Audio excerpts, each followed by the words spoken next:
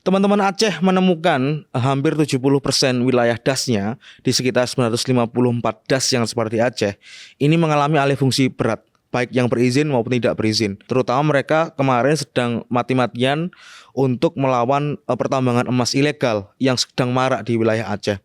Dan itu seperti kayak di Peking dan lain-lainnya seperti itu. Di Sumbar juga sama. Di Solo teman-teman berhadapan dengan dan warga berhadapan dengan tambang ilegal, belum lagi yang legal begitu. Beberapa perusahaan-perusahaan itu sudah ada sejak lama, dia existing, tapi nggak pernah dievaluasi. Justru malah diperpanjang terus tanpa melihat impact-nya apa. Lalu mereka harus mengevaluasi.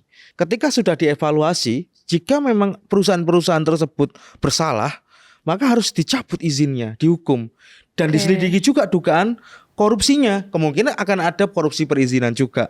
Tapi pemerintah tuh kira-kira sebenarnya tahu nggak sih Mas konsekuensi dari penandatanganan izin tambang PLTA di daerah-daerah sana? Jelasnya tahu. Tapi kan mereka bodoh amat gitu kan.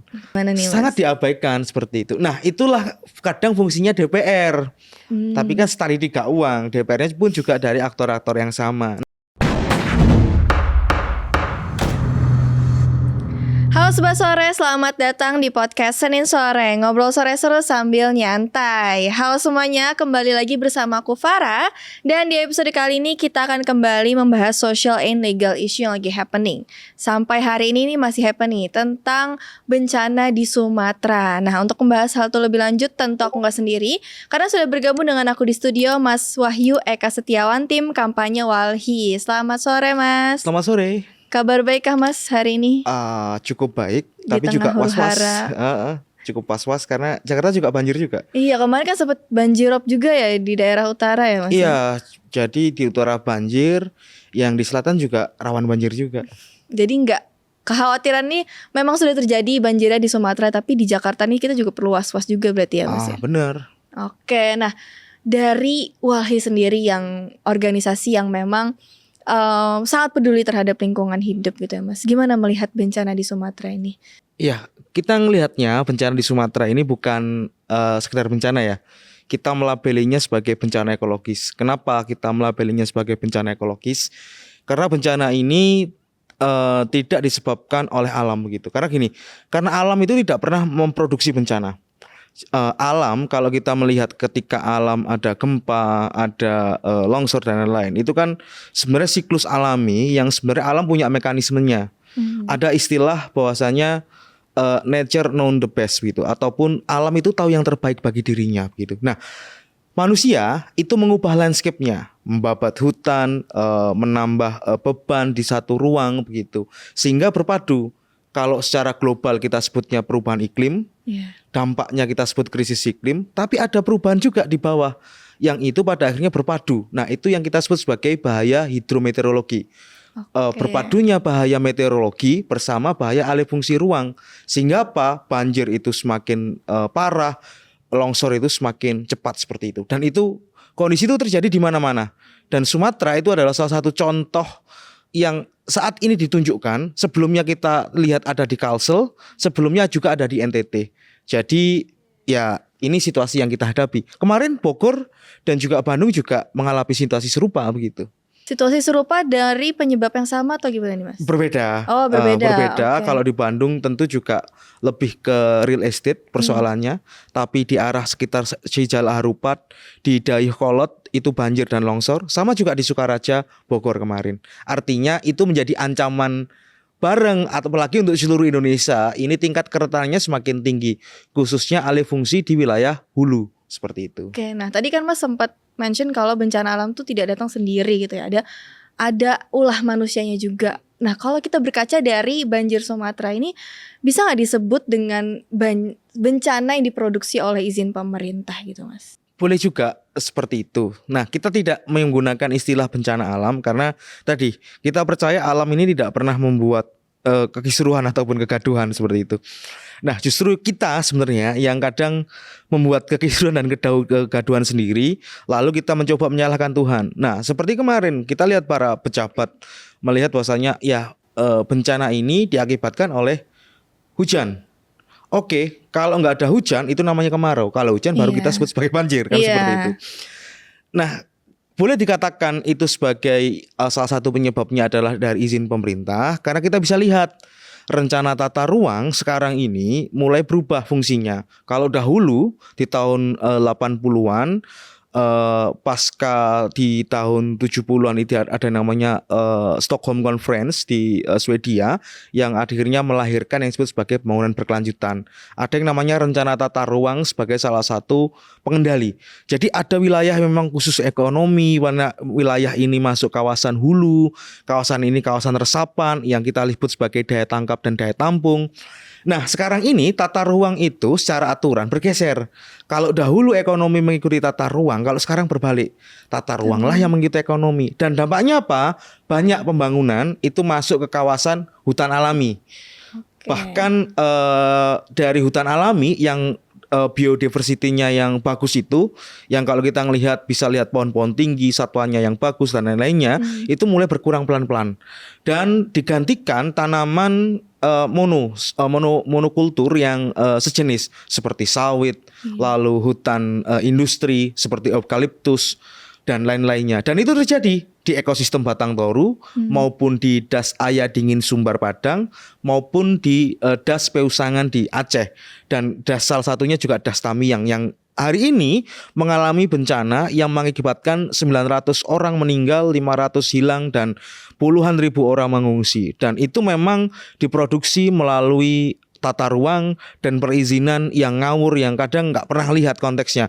Artinya gini, kita boleh berusaha, tapi kita harus lihat daya dukung dan daya tampung. Ketika itu sudah nggak sanggup, ya maka kita harus pilih alternatif ekonomi lain seperti itu. Oke, tapi kan sulit ya untuk menemukan alternatif ekonomi lain gitu ya Mas ya. Sulit nggak Mas menurut Mas? Sebenarnya nggak sulit kalau diupayakan seperti itu. Karena gini, kita memiliki alternatif seperti hasil hutan bukan kayu begitu. Salah satunya ya kita bisa produksi soal hutan pangan, wisata, dan juga jasa-jasa lingkungan yang lainnya begitu. Artinya ada alternatif ekonomi yang itu tidak merubah landscape. Nah, dan justru itu yang akan lebih banyak dirasakan oleh komunitas seperti wisata. Wisata ini banyak impact-nya itu banyak langsung ke komunitas. Mereka bisa terlibat dalam jasa guide-nya, dalam bisnis food and beverage-nya dan lain-lainnya. Semua kan, dan bahkan itu bisa mengambil panganan lokal. Nah, itu kan salah satu itu kan, karena gini, ekonomi itu kan nggak harus ekstraktif semua begitu, tapi ada ekonomi lain yang pada akhirnya juga bisa menopang. Nah, kalau kita bicara ekonomi memang akan sulit banget kalau kita nggak akan bisa lepas dari situ ketika memang sistemnya pun tidak mengarahkan ke ekonomi yang berkelanjutan. Tapi kita juga nggak munafik gitu. Ke depan tentu upaya kita adalah mereduksinya dan mulai beralih pelan-pelan ke yang lebih berkelanjutan. Saya yakin ke depan akan banyak saintis-saintis yang menawarkan alternatif-alternatif baru.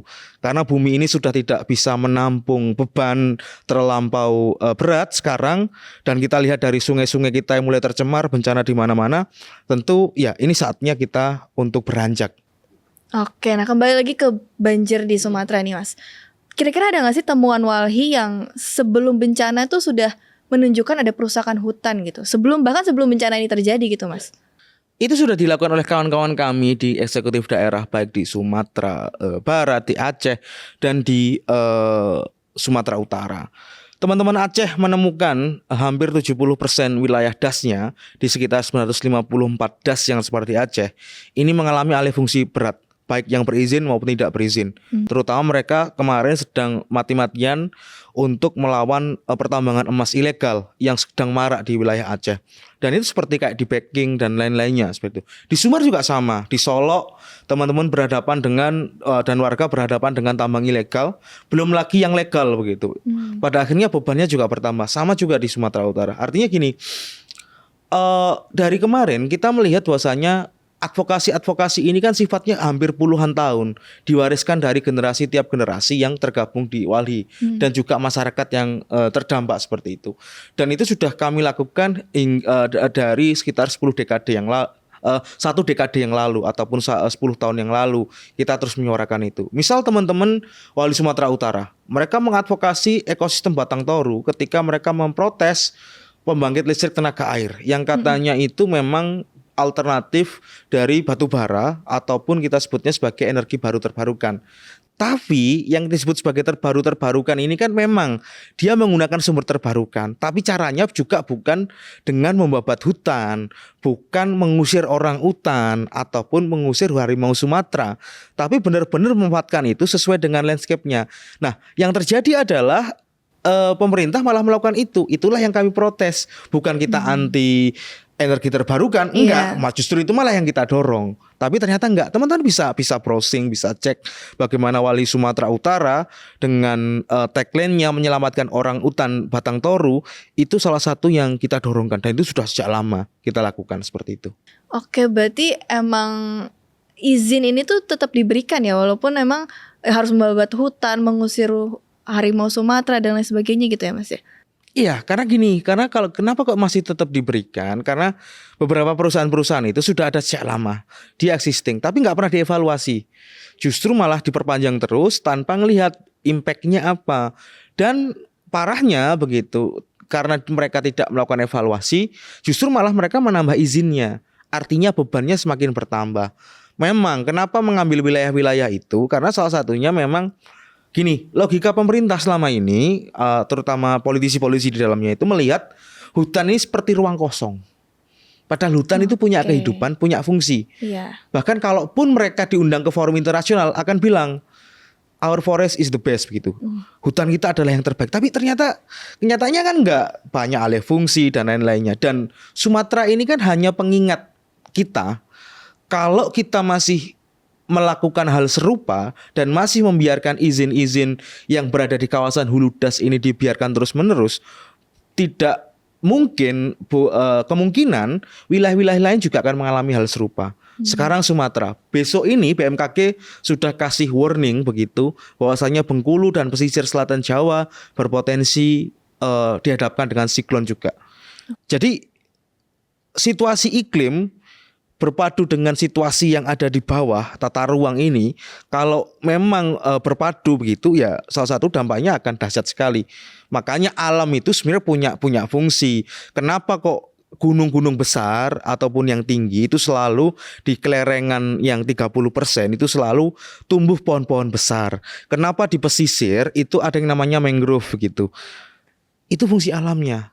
Teman-teman bisa cek di YouTube dan line up seperti apa sih fungsi mangrove itu.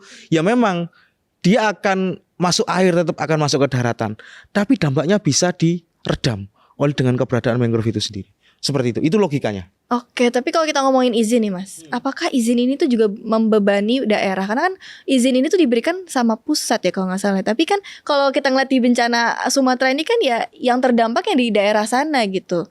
Kira-kira tuh izin-izin ini tuh membebani pemerintah daerah di Indonesia nggak sih? Jelasnya sangat iya begitu. Pemerintah daerah akan sangat terbebani. Apalagi gini, pasca 2020 kemarin dengan terbitnya Undang-Undang Cipta Kerja, itu semua perizinan ditarik ke pusat, hampir rata-rata begitu.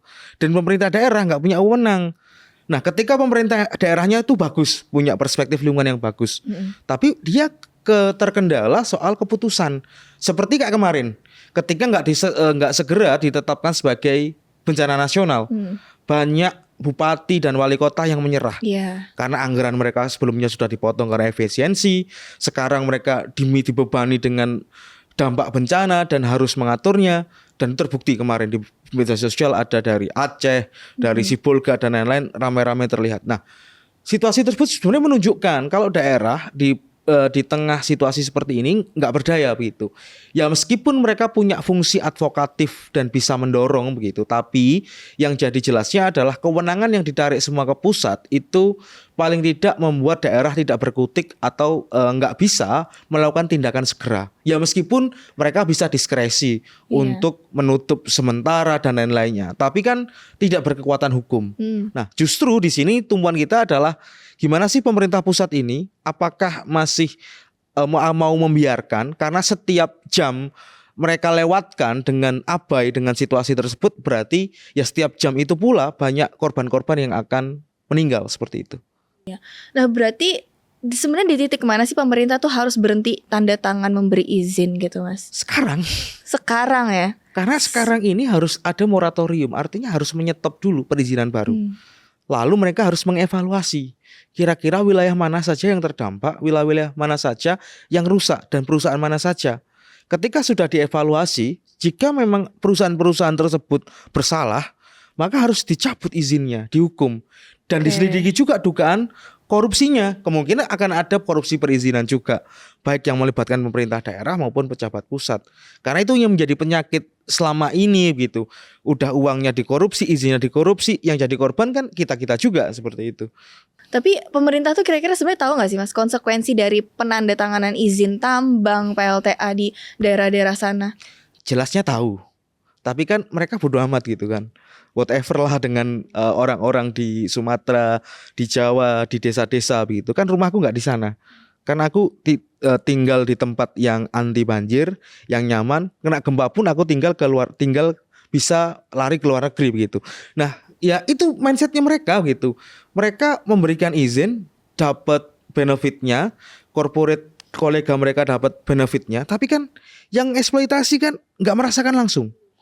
Ya itu yang disebut sebagai mereka memindahkan beban yang seharusnya tidak masyarakat ini dapatkan, tapi dipaksa untuk mereka bebannya seperti itu. Berarti istilahnya dia ya hasilnya tuh lari ke mereka itu ya Mas ya. Makanya dari itu dia nggak mau menyetop izin-izin ini gitu ya Mas ya. Itu yang kita sebut sebagai dugaan adanya korupsi perizinan, di mana ada segelintir orang yang melakukan itu untuk memperkaya dirinya sendiri seperti itu.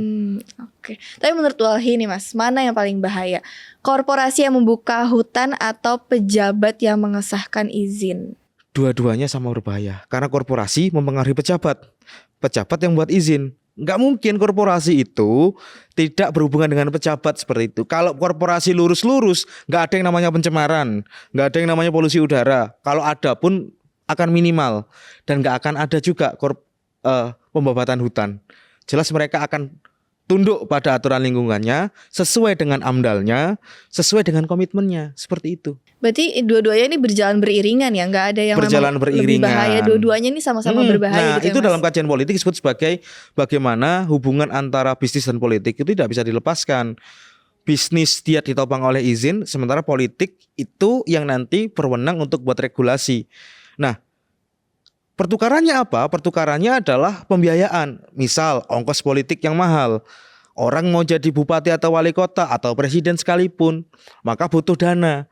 Nah, dana itulah yang diberikan oleh korporat-korporat di belakang yang orang pun nggak tahu. Tapi imbal jasanya adalah harus ada kebijakan ataupun regulasi yang mempermudah proses perizinan ataupun mempermudah usaha mereka. Seperti itu. Oke, tapi ketika dua-duanya ini sama-sama berbahaya, lalu undang-undang yang kita punya itu apakah memang diabaikan begitu aja atau gimana nih Mas? Sangat diabaikan seperti itu. Nah, itulah kadang fungsinya DPR. Tapi kan setari tiga uang, DPR-nya pun juga dari aktor-aktor yang sama. Nah, fungsi legislatif itu memang controlling atas eksekutif. Nah, kalau nggak ada kontrol, seperti apa? Nah, kayak kemarin setelah bencana Sumatera, mereka bingung gitu, memanggil menteri dan lain-lainnya. Lah kemarin ngapain aja gitu? Ini yang menjadi penting. Nah, di situasi politik sekarang, kontrol dari legislatif itu menjadi cukup penting. Dan kontrol dari masyarakat juga menjadi cukup penting. Disinilah kadang penting. Kenapa kita harus menyuarakan? Karena yang bisa mengatasi persoalan nakalnya pejabat-pejabat dan korporat ini ya rakyat itu sendiri, masyarakat itu sendiri. Oke, berarti kontrol monitoring dari kita tuh juga penting ya Mas ya? Sangat penting sekali dong. Oke, nah menurut Mas nih, langkah pencegahan apa sih yang seharusnya dilakukan pemerintah sebelum November 2025 kemarin? Tapi nggak dilakukan gitu oleh pemerintah. Pertama, yang nggak dilakukan, Ya. segera menetapkan status bencana. Itu nggak dilakukan. Kedua, mereka bingung gitu. Mau ngapain sih ketika ada ini dari Kementerian Kehutanan bingung mau ngapain, bahkan statement awalnya blunder.